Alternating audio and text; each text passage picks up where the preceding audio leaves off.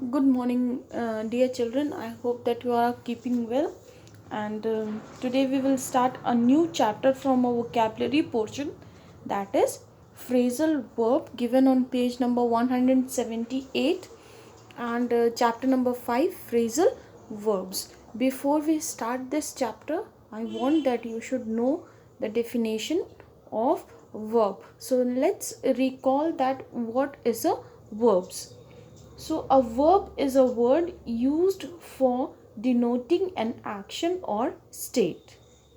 It also expresses an action done by the subject. For example, the Mehtas have a new car.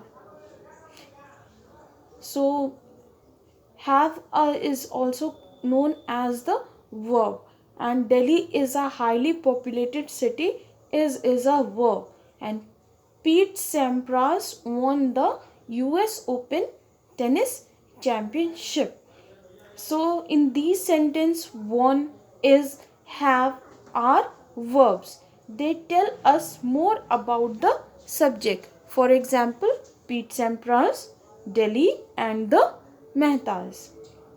So here the verbs won, is, have tells us more about the subject, that is the Mehtas, Delhi, and Pete Sampras.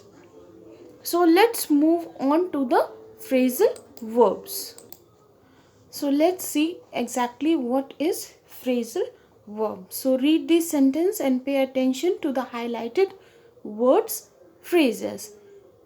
First, she has always looked after me. A war broke out between the two neighboring countries. I don't agree with your views on these issues. Ramesh is trying to figure out how to solve this puzzle. We waited all evening, but she didn't show up. So the highlighted phrases are all phrasal verbs. So a definition of a phrasal verb is given here. A phrasal verb is a verb that is made up of a main verb together with an adverb or a preposition or both. Typically, their meaning is not obvious from the meanings of the individual words themselves. So, a phrasal verb is a verb that is made up of a main verb together with an adverb or a preposition or both adverb or preposition. Typically, their meaning is not obvious from the meaning of the individual words themselves. So, let's see. Phrasal verb can be intransitive. Example. In example, they have no object. For example, they checked in 2 hours back. So here you cannot see an object given in the sentence. They set off early to avoid getting stuck in the traffic. He pulled through pretty well.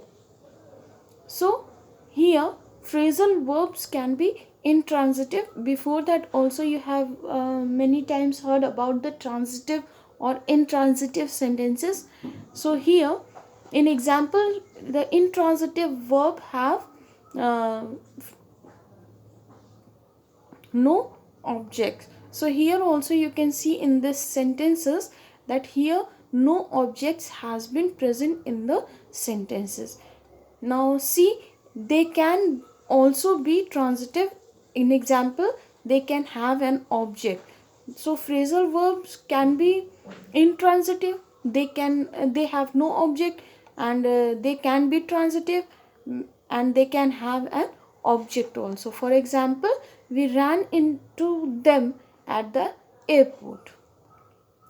When the door of the car is opened, it sets off an alarm.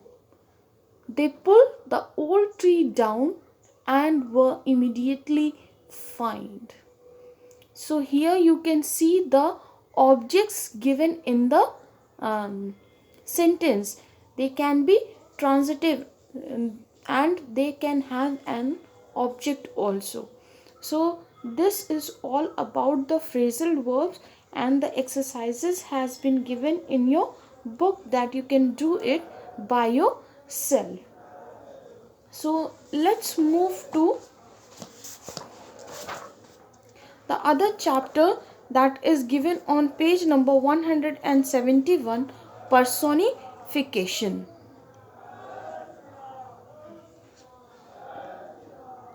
So personification, exactly you have to read these sentences. The leaves waved in the wind, the ocean heaved a sigh, the sun smiled at us, the stove heated up like it was angry, the stars dancing playfully in the moonlit sky. Opportunity was knocking at her door. At precisely 6:30 a.m., my alarm clock sprang to life. The tornado ran through town without a care. So, what do you notice in all these sentences? They all have one in common in each of them: an inanimate thing is being spoken about as if it had life. This technique is called personification. So, the meaning of, first of all, I want that you should know the meaning of inanimate. That is um, not alive in the way that people, animals, and plants are. So, here you can see that in these all sentences, the things has been spoken about that it had a life in them. So they are greeted with the things that have life in them. You can see the ocean heaved a sigh, the sun smiled at us. That means they are comparing the sun with the lively thing. They are described as they had a, if it had a life in them. So we have the leaves waved in the wind, the tornado ran through the town, and the stars dance playfully. So these all things has been animated things, and it is being spoken about as if it had a life in that. So this technique is called personification.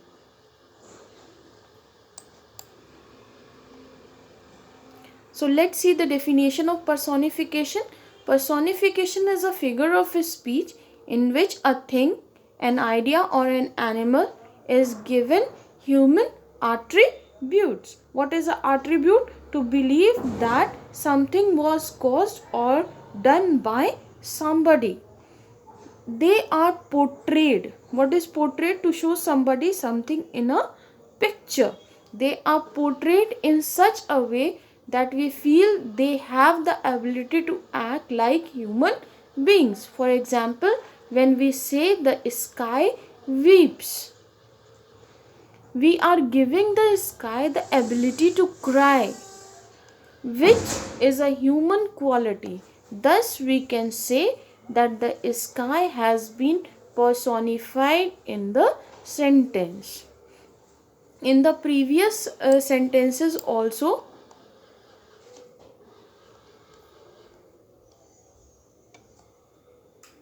here you can see the sun has smiled at us. So here we are giving the sun the ability to smile, which is a human quality. danced playfully is also, that means we are giving the stars the ability to dance, which is also a human quality. So this is all we have. So the stove heated up like it was angry. So here we are giving the sky, sorry, the stove the ability to be get it angry, which is the human quality. So I think that you have understood that. Thus we can say that the um, leaves, ocean, sun, sky, stars, all these things has been personified in the sentence. So read these lines from two poems that use personification. Identify the word, phrase, lines that display personification. So here children, you can see the lines that has been given by Emily Dickinson, and Emily Dickinson is has written that, have you got a brook in your little heart where bashful flowers blow and blushing birds go down to drink and shadows tremble so here in the first line you cannot see the personification has been given, but in the second line, where bashful flowers blow, so bashful flowers will become a uh, this personification, and because it has been personified in the sentence, so here bashful flowers. In the second line, blushing birds, and in the third line, shadows trembling. These are the personification of the. So bashful flowers, blushing birds, and shadows tremble. So I hope students you have understood what is personification, and an exercise has been given here. Before the exercise we can go through this. Personification is not merely a decorative device but serves the purpose of giving deeper meaning to literary text. It adds vividness to expressions as we always look at the world from a human perspective. Perspective means the ability to think about problem and decision and in a reasonable way. So, and vividness means the quality of being very clear. So writers and poets rely on personification to bring inanimate things to life so that their nature and actions are understood in a better way, because it is easier for us to relate to something that is human or which possesses human traits. Possesses means to have or own something to influence somebody. So it use its use encourages us to develop a perspective that is new as well as creative. So based on the example you just write at least 6 to 8 lines using the technique of personification, and the answers will vary. You can write it in your own words, but it shows the personification in the statements. Whatever sentences or examples you will write, it must show the personification, the techniques of personification in that. So exercise B has been given in the book, and you can do it in your book itself. So I, Bhavna Joshua, is teaching you this personification and phrasal verbs. So I hope that you have understood what is phrasal verb and what is personification. So let's move on to letter to editor. So this is the first chapter of the um,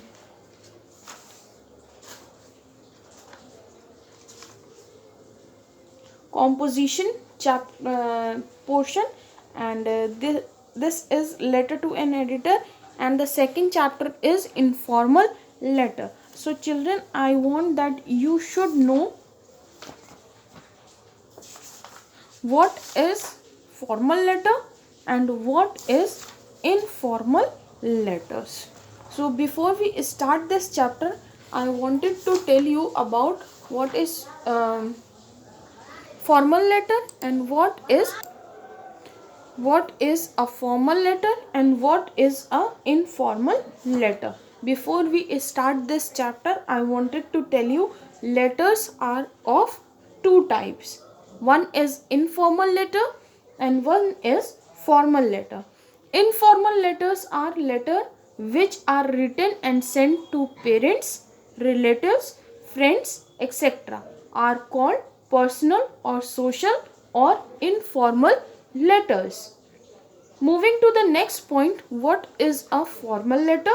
Letters which are written and sent to the government offices, newspapers, business concerns, dealers and traders are called business or formal letters. They also includes letter of application. When you will go for a job interview, then you have to attach a application, letter of application, that you need a job and why you need that job, and for what purpose you are there. Everything you have to mention in that what is letter of application means.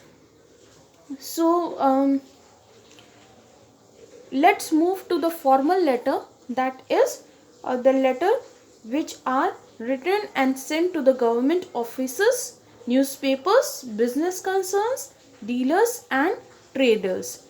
So this is letter to the editor.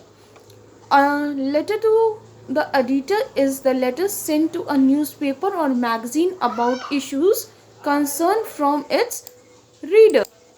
Usually letters are intended for publication. So letters to the editor are written for the following reasons. Number 1, to give suggestions on an issue of public interest. Second, to give suggestions on the issue already raised in the article, write-up, published letters. They form the most important part of interactive journalism. Readers react to the news items or articles to express their agreement or disagreement. Readers also write to the editor to draw the attention of the authorities towards problems that concern a large number of people. Then moving to the next point, how to write a letter to an editor. So many of the time, children, when you write a letter to your principal also, you make mistakes. I hope when I am teaching you this formal and informal letter, definitely you will learn how to write a letter to your principal also. So first of all, let's see how to write a letter to an editor. Begin with the reference to the recent development, event, issue. Give details of the topic. Bring out cause-effect relationship. Offer suggestions, solutions. Do not ask the editor to solve the problem. Very important point, children. Do not ask the editor to solve the problem, as he or she can only help you to voice your views and ideas.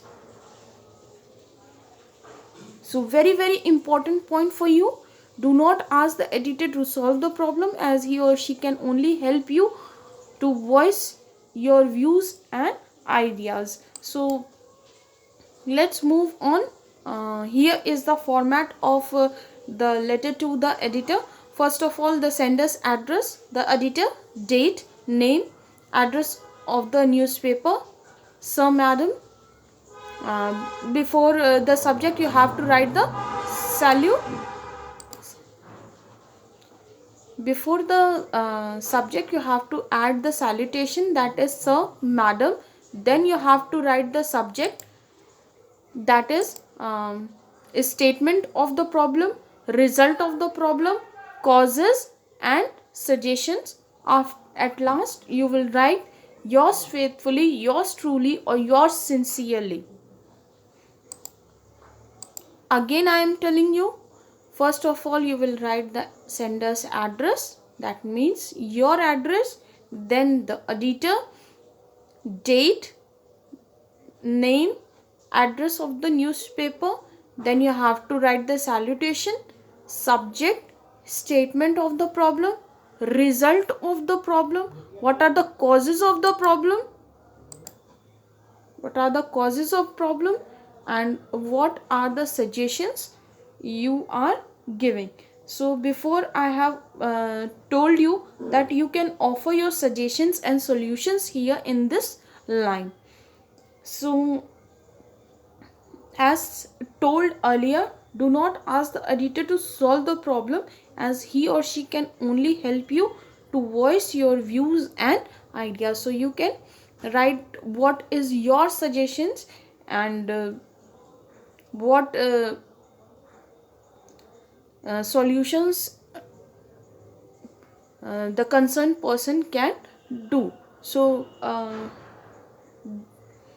as they have not got the editor has not got the right to solve your problem, so you can suggest your views and ideas in front of the editor. So at the last you will write yours faithfully, yours truly, or yours sincerely. So this is the format of writing a letter to the editor.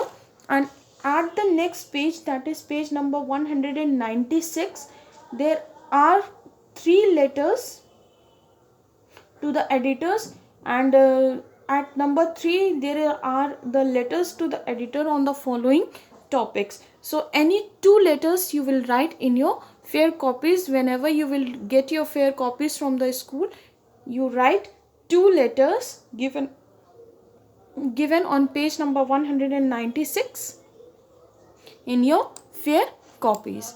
So let's move to here, students.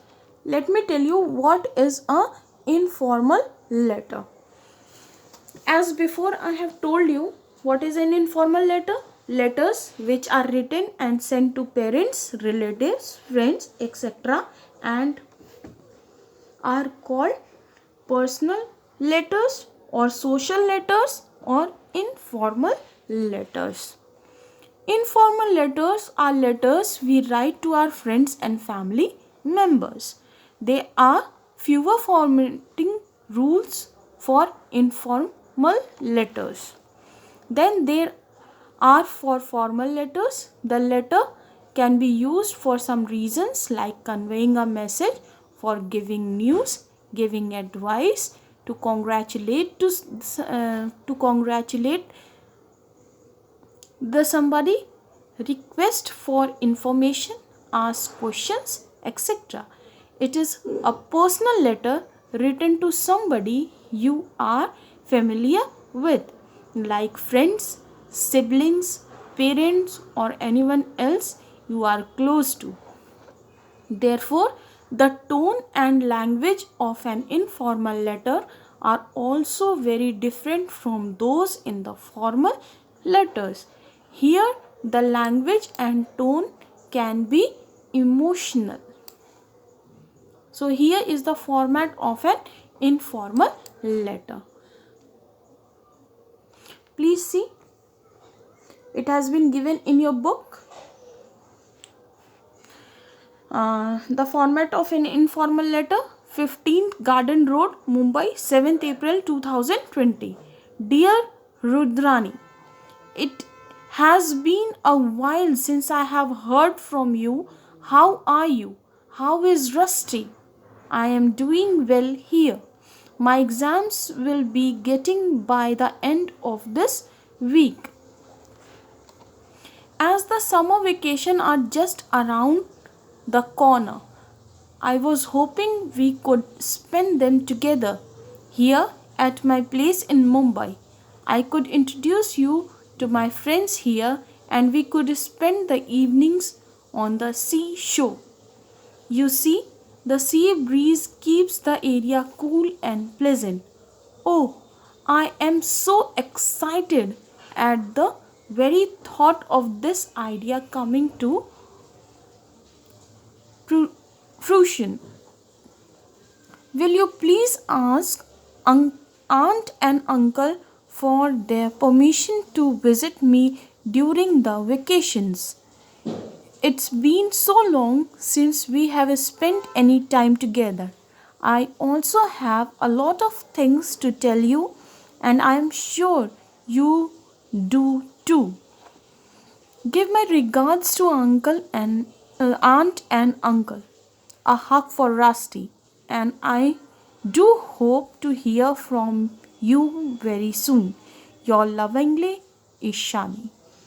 So this is the format of an informal letter, and here the language which has been used and the tone that has been used is emotional. So this is the format of an informal letter.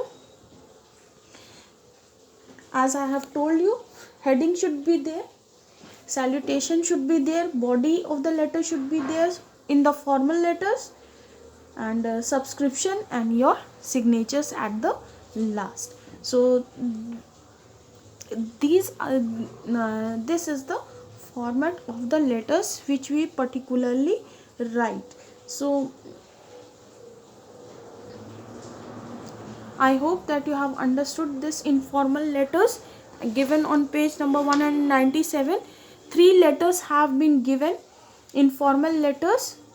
I hope that you will write letter number 1 and 2, at least 2 letters you write in your fair copies whenever you receive your copies from the school.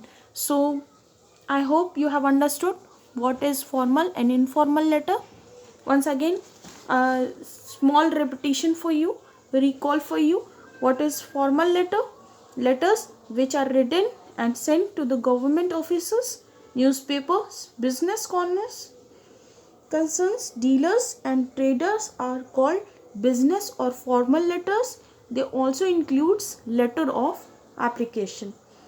Informal letters, letters which are written and sent to parents, relatives, friends, etc. are called personal or social or informal letters. In formal letters, there are several kinds of letters, each of which has its own particular format, but there is a certain content which appeal to all the type of letters. The heading should be there, salutations should be there, subject should be mentioned, body of the letter should be there, subscription should be there, signatures should be there. Heading, it includes date and place of writing the letter. Salutation, it includes various form of greeting as dear father, dear sir. Body of the letter, that includes the content of the letter. Subscription, it includes polite expressions for the ending of the letter, that is yours faithfully, yours sincerely, yours truly. Signatures, it includes the name, signature of the writer. So this is the format and the explanation of how to write the formal and informal letter. I hope that you have understood the 4 chapters I have taught you: the phrasal verbs, personification, formal letter and informal letter. So in formal letter, you will write 2 letters which has been given to the editor, and informal letter also you will write 2 letters that has been written to your um, neighboring school and your sister also. So I, Bhavna Joshua, is teaching you these chapters. Please go through the explanation and do your work on time. Many of you have not submitted your copies, as I know that your work has not been completed. We have written down your names also. So please complete your work, children, on time. Make your time for self study. Decide that when you have to study, don't play, because class 8 is very important for you. So please don't play, don't waste your time here and there. Study hard, study well for your coming examination. Thank you.